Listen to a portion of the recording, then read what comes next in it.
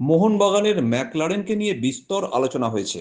এবার ইস্টবেঙ্গলের ইউসেপ এসে যাওয়ায় এবং এর মধ্যেই 4টি গোল করে দেওয়ায় আলোচনাটা অন্যদিকে মোড় নিয়েছে। এখন তুলনা শুরু হয়ে গেছে দুজনের। ম্যাকলারেন ও ইউসেফের মধ্যে কে এগিয়ে, কেই বা পিছিয়ে, এটাও একটা নতুন কৌতূহল। এর মধ্যে দুজনের মধ্যে লড়াইটাও ক্রমশ জমে উঠেছে। প্রাক্তন স্ট্রাইকার শিশির ঘোষের চোখে দুই বর্তমান স্ট্রাইকার ম্যাকলারেন ও ইউসেফ কেমন, স্ট্রাইকারের চোখে স্ট্রাইকারের বিশ্লেষণ। এর পাশাপাশি শিশির অবশ্য জানিয়ে দিলেন তাঁদের সময়ের ব্যারেটো বা চিমার চেয়ে অনেকটাই পিছিয়ে এই দুই স্ট্রাইকার। নির্দ্বিধায় বলে দিলেন চিমা বা ব্যারেটোর ধারে কাছে নয় ম্যাকলারেন বা ইউসেফ। ওটা দুটো ম্যাচ তো হয়েছে সবে, তার মধ্যে তো গোল করেছে না, ও দুটো ম্যাচে 4টে গোল করে দিয়েছে ইস্টবেঙ্গল এটা আর স্ট্রাইকারটা, আর মোহনবাগান ম্যাকলারেন একটা গোল করেছে। তো এখন অনেক দিন জিততে হবে। দুজনেই ভালো স্ট্রাইকার, মানে যতদূর দেখলাম খারাপ না।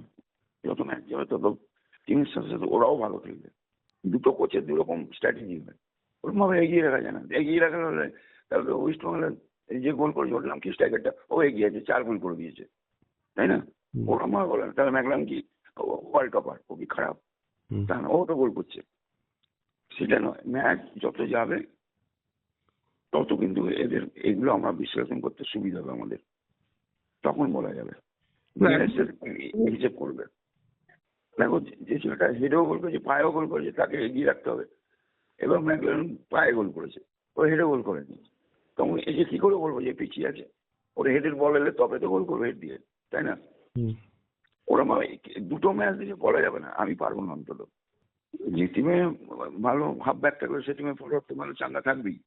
মিগুয়েলটা ভালো খেলছে, স্ট্রাইকার বল পাচ্ছে। মোহনবাগান টোটাল টিমটা যে খেলছে, মোহনবাগান আগের ম্যাচটা যা খেলেছে, মানে টোটাল টিমটা একটা মোবিলাইজ খেলা খেলেছে, বুঝলে না? দুটো টিমটা মেশিনের মতো খেলেছে, ভালো খেলেছে। দু ধরনের খেলা খেলেছে দুটো টিম, দুই স্টাইল অন্যরকম। এটা ঠিক ভালো বলেছো। ইস্টবেঙ্গলের স্ট্রাইকারটা মানে ওপরেও যাচ্ছে, নিচেও এসে ডিফেন্সে হেল্প করছে, যেটা ম্যাকলারেনের মধ্যে নেই। ও ক্ষমতা ওর মধ্যে নেই, ওপরেই থাকে না।